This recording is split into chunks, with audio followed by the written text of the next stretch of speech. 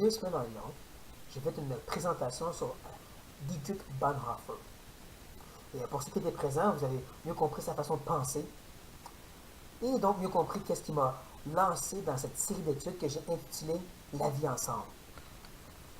En passant, j'ai emprunté ce titre d'un de ses livres. Un livre qu'il a écrit lorsqu'il était dans cette communauté, cette université au fin fond de la campagne allemande. Dans ce livre, il remet de l'avant des sujets ou des principes bibliques souvent mis de côté, comme, disons, la confession mutuelle, le fait de devoir rendre des comptes les uns aux autres, d'une façon vraie et nue. Un sujet qu'on va justement discuter, parce qu'on va être rendu dans Jacques chapitre 5. Il n'y a pas façon de s'en sauver, le texte dit ce qu'il dit. Et ça a toujours été mon intention de voir ce que le texte dit. Je n'ai pas voulu recréer la première communauté chrétienne dans Actes, que tout le monde partageait, s'entraidait, priait ensemble. C'était pas ça mon but. C'est de voir ce que la Bible a à dire sur la vie ensemble. Comment on est supposé de vivre en communauté. Donc pour ça, j'ai cherché des passages clés. Et j'ai commencé avec le fondement, 1 Corinthiens 12. Où l'image, c'est le corps. Et le corps, c'est une image qui est seulement utilisée pour l'Église.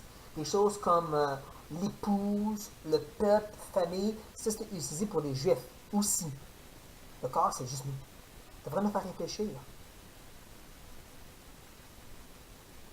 Et justement, ça m'a fait réfléchir à 3 grandes vérités que je voudrais vous rappeler ce matin. Le fait que, premièrement, le salut, c'est plus qu'une prière, et c'est même plus que la foi en Jésus-Christ. C'est une réalité tangible et palpable, où est-ce que l'Esprit nous a pris, nous a crucifiés et ressuscités avec Christ, pour ensuite nous baptiser dans la mort, dans le corps de Christ, avec 2C majuscules, corps, Christ. Ou si vous voulez, l'Église universelle. Peu importe, on comprend que c'est ça, le salut. Et ça m'amène à un deuxième point. Se dire chrétien, ça veut dire membre du corps. C'est des synonymes. Donc je ne suis plus un individu à part entière, mais je fais partie du collectif. Je vis pour le bien de l'Église avec un E majuscule. Un peu comme un petit doigt. Il fonctionne pour le corps. Je ne peux pas le couper et dire va ta vie. Parce qu'il va tomber et mourir. Et c'est plus que juste le fait qu'on a besoin les uns des autres, de prier ensemble, et ainsi de suite. Ça, c'est des beaux bonus. Donc ça m'amène à mon troisième point. C'est notre identité. Qui nous sommes. Notre relation avec Dieu, elle existe dans le corps, pas à part. Un peu de la même façon que la tête est connectée avec tous les organes, pas chacun séparément. Ça, c'est notre réalité. Je passe par le corps pour aller à Dieu et Dieu passe par le corps pour aller à moi. Il faut que ces vérités passent dans les têtes dures et les cœurs de pierre que nous avons. Et oui, on en a tous.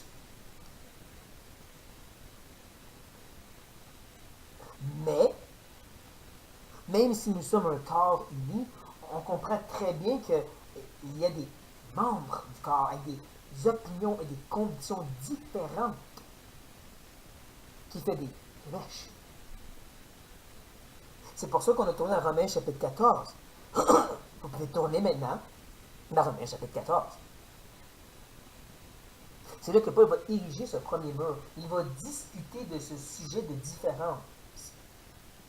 Il va faire en bâtissant avec 2 matériaux principaux. Le fort et le faible. Je vous rappelle encore une fois, le fort, c'est celui qui a une bonne compréhension de la grâce. Et c'est qu'il n'y a rien qu'il peut faire pour plaire à Dieu. Habituellement, il est catégorisé donc par quelqu'un qui a des permissions. Comparé au faible, lui, il a une mauvaise compréhension de la grâce. Il pense qu'il doit faire des choses pour plaire à Dieu. Il se met des règles, des restrictions, des principes. Donc, habituellement, il est catégorisé par ces choses. Et c'est sûr qu'il y a différentes versions ou variations de ces groupes-là, et que même des fois on tombe dans les deux groupes, mais tout ceci fait en sorte qu'il y a des différences entre nous. Et il faut vivre avec ça. Et Paul va nous donner le principe, le standard par excellence. Est-ce qu'il est en Christ? Est-ce qu'il est sauvé? Si oui, tout le reste, c'est secondaire. Oui, le reste est secondaire si premièrement la personne devant toi est sauvée. C'est pourquoi il commence tout de suite le chapitre en disant fais accueil. Il commence tout de suite en disant lance-toi dans cet amour communal. Donne-toi pour cette personne. Oublie-toi toi-même. Et travaille ensemble. Et qu'il dit justement de ne pas mépriser, ne pas juger. Si ton frère il vit comme ça, Dieu l'a guidé. Si ta soeur vit comme ça, il l'a guidé. Il faut l'accepter. Et c'est pour ça que Paul ensuite nous amène devant Dieu. Il nous rappelle qu'on ne s'appartient plus à soi-même. Ta restriction ou ta permission est devant Dieu. C'est lui qui te l'a donné. Lui qui t'a permis. Parce que tu lui appartiens. Ce qui amène justement au deuxième point, c'est le fait que c'est lui le boss. C'est pas à toi de juger. C'est pour ça, encore une fois, il faut se rendre dans notre tête lorsqu'on se permet de critiquer, de voir d'un œil hautain, intérieurement même, quelqu'un autour de nous, on se met à la place de Dieu. Et ça devrait nous faire peur. Parce qu'on a tous des comptes à rendre à Dieu. Et c'est cette idée de faire peur qui amène Paul dans la section qu'on a vue la dernière fois. Où est-ce que Paul utilise plusieurs termes qui font peur. Comme l'idée que tu pourrais être la cause d'une pierre d'achoppement, d'une chute dans le péché d'un frère ou d'une soeur. Que tu pourrais l'attrister, le faire souffrir émotionnellement énormément. Que tu pourrais le détruire, un terme qui est habituellement réservé pour la perte éternelle de quelqu'un. Cette fois-ci, Paul ne parle pas bien sûr de apostasie, mais il dit quand même, la petite brebis qui quitte l'enclos, c'est ta faute. Sérieux? Tu es tellement en train de profiter de ta liberté que c'est rendu que cette bonne chose est rendue mauvaise aux yeux des autres. Il est calomnié. C'est sérieusement un abus lorsque la bonne chose que Dieu te donne est mal vue. Et c'est pour ça que Paul nous ramène à ce qui est important, le royaume de Dieu. Qui n'est pas juste futur, c'est présent. L'Église, c'est le royaume en préparation. Et dans ce royaume, c'est pas le manger et le boire. C'est pas des restrictions et des privations. C'est la justice. Une vie qui vise à vivre comme la Bible. C'est la paix, un effort de vraiment être en paix les uns avec les autres et la joie pour les autres. Tout ça par l'Esprit. C'est ça le royaume de Dieu. C'est ça qui nous rend agréable au Seigneur. Et c'est là que Paul nous amène à sa conclusion. Les versets 19 et 23 pour ce matin. Je l'appelle une conclusion, pas juste parce que c'est la fin du chapitre. Il y a plusieurs raisons, mais je vais vous les montrer après avoir lu les versets 19 à 23. Ainsi donc, recherchons ce qui contribue à la paix et à l'édification mutuelle. Pour un aliment, n'êtes-vous pas à l'œuvre de Dieu? À la vérité, toutes choses sont pures. Mais il est mal à l'homme, quand il mange, de devenir une pierre d'achoppement. Il est bien de ne pas manger de viande, de ne pas boire de vin, et de s'abstenir de ce qui peut être pour ton frère une occasion de chute, de scandale ou de faiblesse. Cette fois que tu as, garde-la pour toi devant Dieu. Heureux celui qui ne se condamne pas lui-même dans ce qu'il approuve, mais celui qui a des doutes au sujet de ce qu'il mange est condamné, parce qu'il n'agit pas par conviction. Tout ce qui n'est pas produit d'une conviction est péché. Donc, pourquoi est-ce que j'appelle ceci une conclusion? Il y a plusieurs raisons. Premièrement, on a vu le cheminement de Paul. Il a commencé en parlant aux individus, le fort et le faible, pour tranquillement nous amener au royaume, le groupe, et même de parler de l'œuvre de Dieu, qui veut bâtir son Église. Donc, il nous fait comprendre que ce n'est pas juste ma chicane entre moi et ce frère, c'est le bien collectif. Il nous amène à ce qui est important, le point culminant. Une autre raison. C'est parce que Paul ramène plusieurs des points et des mots qu'il a déjà utilisés, comme conviction ou pierre d'achoppement. C'est ça une conclusion, tu ramènes ce que tu as déjà dit. Une autre raison, c'est à cause qu'il met le paquet. N'importe quel professeur de la rhétorique ou l'herméneutique, en les débats et l'enseignement biblique, va vous dire qu'à la conclusion, tu mets le paquet. Parce que c'est ça la chose que la personne va se taper le plus, ta conclusion. Et Paul va faire beaucoup de jeux de mots, de contrastes les uns envers les autres, et ainsi de suite. J'espère vous les montrer. Mais finalement, et plus important, c'est que Paul utilise deux mots de liaison. Deux mots veut dire répétition, veut dire important. Et deux mots de liaison qui parlent de conclusion. Le mot ainsi a cette idée, selon ce que j'ai dit, ainsi vous devez faire cela. Le mot donc a cette idée, donc je conclus. Je vous ai dit ceci, donc vous devez faire cela. Vous comprenez cela. Les deux sont ensemble. J'ai regardé un texte, Paul les empile. Je veux faire une conclusion. Point d'exclamation. Quelle est cette conclusion? C'est de rechercher. Un mot qui veut dire persécuter. Ce mot ne veut pas juste dire de tuer les chrétiens. Ça veut dire de pourchasser avec véhémence, de chercher avec diligence. Ce qui conduit, ce qui tend à la paix. Irénée. Irénée, c'est pas juste une absence de chicane, mais c'est vraiment un bien-être. C'est pas juste qu'on se retient de chicaner les uns les autres, c'est vraiment qu'on s'efforce en cherchant dans nos cœurs toutes les roches qui cachent des frustrations pour toutes les éliminer, pour qu'il y ait juste un bien dans l'Église.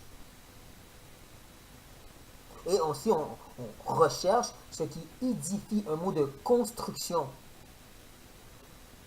C'est pour ça, tantôt, je parlais de bâtir son Église ou voulez un temple de roches vivantes dont nous sommes, ces roches-là. Et il parle d'édification qui est mutuelle. Et c'est intéressant parce que dans le grec, Paul utilise deux mots qui traduisent par mutuel. Il y a premièrement le mot mutuel, les uns les autres, mais il y a un autre mot juste avant, un préfixe, S. S a cette idée de rentrer avec intimité. Je pense que vous comprenez l'idée. C'est pas juste mutuel, c'est vraiment une connexion intime entre nous. N'importe quel cuisinier ou cuisineur dans la salle va vous dire que pour que ton pain ou ton gâteau monte, tu dois t'assurer que les ingrédients sont bien mélangés. N'est-ce pas? Ou la construction, il faut que tu t'assures que ton ciment est bien mélangé si tu veux que le mur tienne solidement. C'est ça l'effort que Paul demande. Et en contraste avec cette construction, on a le verset 20. Détruit. Le mot détruit et le mot édification sont des antonymes parfaits dans le grec. Ils se contrastent l'un l'autre. Un veut dire de monter le mur et l'autre veut littéralement dire de le jeter par terre. Il n'y a pas des catégoriques sur ce danger. Dans le grec, il commence avec une négation. Comme on peut voir dans la sommaire, ne va pas, par un aliment, détruire l'œuvre de Dieu.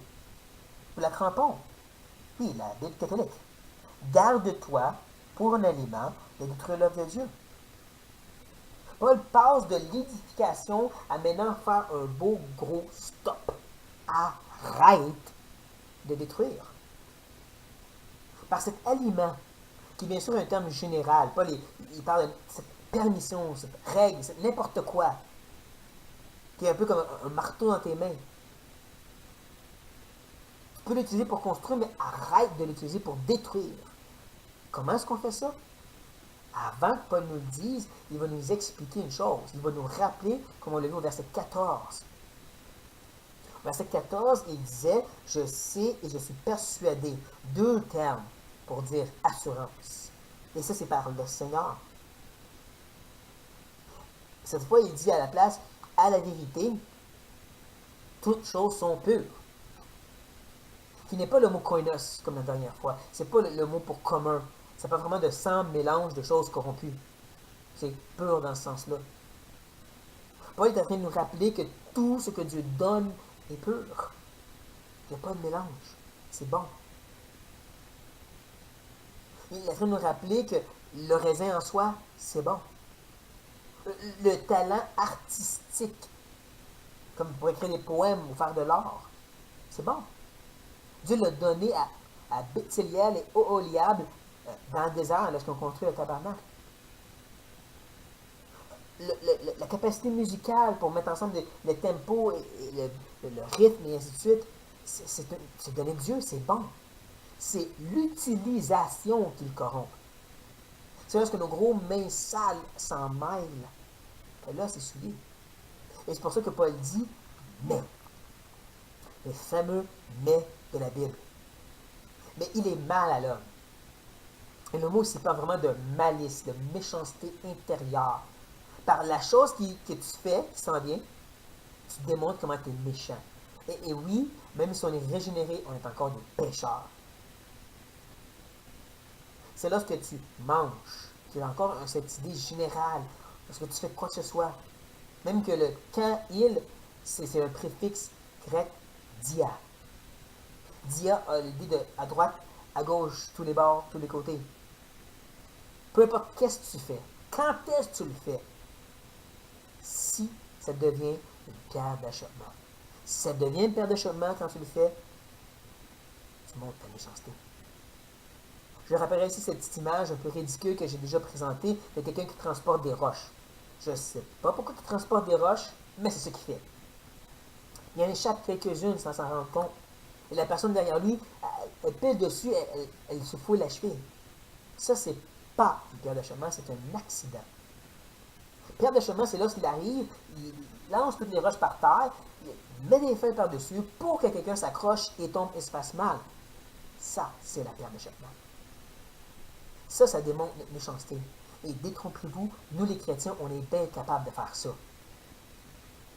Surtout quand on parle de conviction, de restriction, de permission, on est prêt à s'attaquer pour le garder. Et Paul dit, arrête. Par cette attitude, tu détruis l'œuvre de Dieu. De cette négativité, Paul va aller vers quelque chose de plus positif, de plus beau. Au verset 21, il dit, il est bien. Le mot bien, ça parle d'une beauté louable. Paul est en train de dire, je vous loue. Si vous ne mangez pas de viande, ne buvez pas, et vous abstenez de n'importe quoi. Surtout si c'est une occasion de chute, scandale et faiblesse. C'est ici un des jeux de mots que les gens parlaient, où est-ce que certains voient du pire au moins pire dans ces trois mots. Oui, d'autres disent c'est le moins pire au pire. Je m'explique. Le mot chute, comme vous le savez maintenant, ça veut dire de tomber dans le péché. Scandale, c'est accroché, mais t'es encore correct. Et faiblesse, ça a l'idée de maladie ou même de sans force. Donc, c'est ici que certains vont dire d'être sans force, c'est dans le sens que tu as tellement affecté sa conscience qu'il ne prend plus les bonnes décisions. Donc, il a tombé en péché, mais là, tu es en train de vraiment l'empirer. Pire à plus pire. D'autres vont dire non, c'est faiblesse, c'est juste qu'il est un peu faible, il tombe dans les pommes. Mais tomber en péché, ça c'est pire. Donc, du plus pire au moins pire. Personnellement, je ne crois pas que Paul ait fait nécessairement un jeu de mots avec les trois. Que c'est juste trois termes similaires. Un peu comme les trois premiers. Et que Paul est en train de faire une sorte de contraste entre les deux groupes de trois. Qui est en train de dire d'un bord, c'est bon de ne pas manger, boire et de s'abstenir. Et de l'autre, il dit, c'est pas bon d'être une occasion de chute, scandale et faiblesse. Et ça t'a décidé. Faire le bien ou faire le mal. D'être loué ou de troubler. Mais ça, c'est personnel.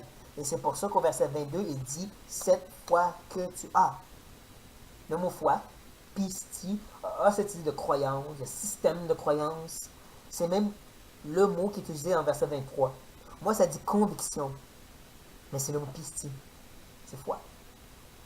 Ce n'est pas le même mot qu'on a eu au début du chapitre. Mais ça, on va le revoir bientôt. Ça permet cette même sorte d'idée. C'est qu'est-ce que tu penses. C'est qu'est-ce que tu tiens ferme. Cette foi que tu as, garde-la. Ici, Paul fait de la répétition. Dans le grec, c'est le même verbe. Garde et a, c'est le même verbe. L'un côté de l'autre. Les deux veulent dire d'avoir, de tenir ou de posséder. Donc c'est comme si Paul dit, tu le possèdes, oui, mais c'est ça, c'est ta possession, à toi tout seul. Tu le tiens, c'est bien, tiens-le dans ton cœur, puis ne montre-le pas à personne. Parce que c'est entre toi et Dieu. Encore une fois, une conviction, c'est Dieu te l'a montré, maintenant vis-le. Pas impose-le. C'est ça que Paul nous rappelle ici encore une fois. Conviction, cette foi, c'est entre toi et Dieu, garde-le. Et c'est là que Paul va élaborer sur ce sujet de conviction et qui va faire une béatitude. Heureux celui qui ne se juge pas lui-même en exerçant son discernement. Oups. Heureux celui qui ne se condamne pas lui-même dans ce qu'il approuve. Et c'est là que c'est difficile.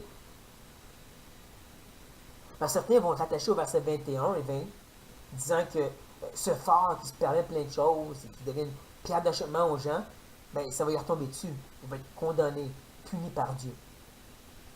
Je ne crois pas que c'est ça l'idée. Je pense que Paul est en train de s'enligner vers le verset 23. Et que le mot condamné de toute façon veut dire crino, juger. C'est pourquoi, justement, la Nouvelle Bible seconde dit la foi que tu as, heureux celui qui ne se juge pas lui-même en exerçant son discernement. Je crois qu'ils ont plus raison ici. L'idée, c'est selon ton discernement, selon ce que tu as approuvé, selon ta conscience, que tu t'es permis quelque chose, tu es heureux si tu n'es pas en train de te remettre en question. Je crois ceci parce que Paul fait un contraste au verset 23 avec le mot mais. Les mots de liaison sont importants. Et le mais, c'est un mot de contraste. Il nous oblige d'aller en arrière et de voir comment les deux sont des contrastes. D'un bord, de celui qui ne se questionne pas, puis de l'autre, de celui qui se doute. Le mot doute, en passant, c'est diacrino. Commencez à reconnaître les mots, j'espère. Dia, c'est d'un bord à l'autre. Crino, c'est juger. Tu es tout en train de te remettre en question. Oui, j'ai le droit. Non, j'ai pas le droit. Oui, j'ai le droit. Non, j'ai pas le droit. Tu vacilles. Et à cause de tout ça, tu vas être condamné. Qui est le mot katakrino. Un jugement certain. On peut voir le cheminement que Paul il fait. Commençant en disant seulement juger. Ah, maintenant, tu es en train de te remettre en question de ton jugement. Mais devine quoi, tu vas être jugé par un grand jugement. On voit la progression de comment ça s'empire lors des convictions. Mais pourquoi est-ce que de tout simplement se questionner et peut être si nuisible? Je suis content de vous poser la question. Parce que Paul répond. Parce qu'il n'agit pas par conviction. Tout ce qui n'est pas le produit d'une conviction, la foi, est péché. Le mot produit a cette idée que ça sort de l'intérieur et ça va vers quelque chose. En d'autres mots, ça sort du plus profond de ta conscience et là, tu agis. Mais si ce n'est pas certain ici, tu pêches. Et c'est là que le débat commence dans les théologiens. Est-ce que Paul donne un commandement ou un principe? Je vous donne un petit exemple. Dans Éphésiens, Paul dit justement qu'il ne faut pas avoir de la colère, de l'animosité. Ça, c'est des commandements. Mais juste avant, il dit qu'il ne faut pas que la colère, le soleil se couche sur ta colère. Ça, c'est un principe. C'est pas comme si tu pêches parce que tu t'es couché avec une frustration. J'espère que vous comprenez la différence. Mais c'est là le débat. Personnellement, je suis du côté péché. Parce que premièrement, Paul dit le mot péché. Parce que deuxièmement, Jacques nous dit que si tu sais que quelque chose est bon et tu ne le fais pas, tu pêches. Et que dernièrement, la conscience a été donnée par Dieu. Et pour nous les chrétiens, elle est nourrie de la parole, guidée par l'Esprit. Dieu est souverain sur tout ça. Et puisqu'un péché, c'est d'aller contre sa volonté, si Dieu, même sans verset à l'appui, te convainc de quelque chose, si tu désobéis, tu pêches. Mais ça, c'est mon opinion. N'empêche que Paul est quand même assez catégorique à plusieurs reprises. Surtout qu'il a saupoudré dans son texte plusieurs gros panneaux rouges. Stop! Il nous a dit arrête de détruire l'œuvre de Dieu pour cette permission. Arrête de te dire j'ai le droit, même si c'est une pierre d'achoppement. Arrête simplement de manger, boire ou faire n'importe quoi si tu nuis à ton frère. Arrête d'imposer ta conviction sur les autres. Mais surtout, si tu doutes, arrête de le faire. Mais c'est pas juste la négativité, c'est pas juste cette passivité de dire arrête. Il y a aussi l'activité. Il nous dit au début de pourchasser cette paix, cette édification, de s'efforcer de vraiment construire et connecter des liens entre nous de bien-être. Les deux viennent ensemble. Un peu de la même façon que l'amour doit connecter avec nos convictions. C'est pas juste le fait de mettre en pratique des choses, c'est que premièrement, tu dois reculer à ton attitude. Est-ce que c'est une attitude d'amour sacrificiel? Est-ce que tu le fais pour toi-même ou est-ce que tu le fais en disant non à toi et oui pour les autres? Parce que sinon, on tombe dans le piège de se revêtir d'une fausse identité de conviction. Ce que je veux dire ici, c'est je suis un bon chrétien parce que je fais ça, ça, ça. Moi, je suis un chrétien assez libre parce que j'ai le droit de faire ça, ça, ça. Non, ton identité, c'est membre du corps de Christ. Tu ne vis plus pour toi-même, tu vis maintenant pour le collectif. C'est pourquoi, justement, je vais vous partager une petite citation. Une citation de M. Barclay. Là, je vous avertis, c'est une traduction faite à la Martin. Donc, s'il vous plaît, soyez indulgents.